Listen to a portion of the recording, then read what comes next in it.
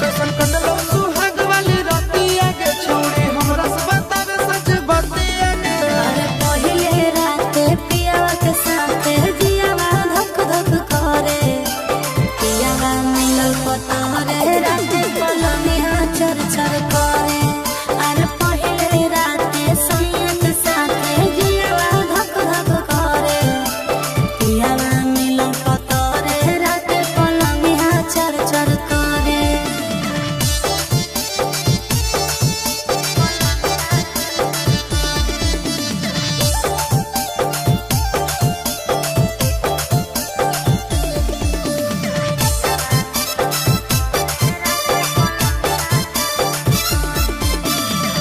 कोरा में सटा के पियावा दियावा गोताया रे, घूंघटा उठा के सैया जतरा बनाया रे।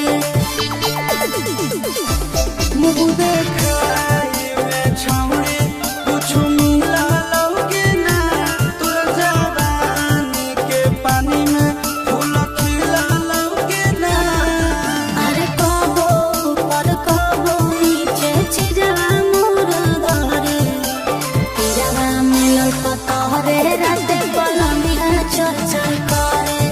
अरे पहिले राते पियावा के साथे जियावा धक धक करे, पियावा मिलल पतरे राते पलनिया चर चर करे।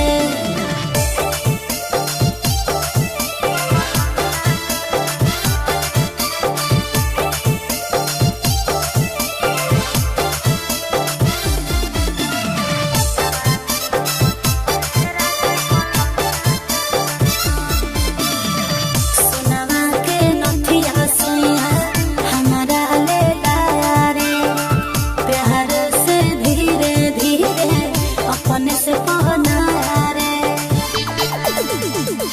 कि नंदन राशि सखी सतोरा कहला कहके ना, चंदन उठावा जुठाई के हिस्सा देला कहके ना। अरे कोच से जे टच कैला कहू जियावा मोर हरे, पियावा मिलल पतरे राते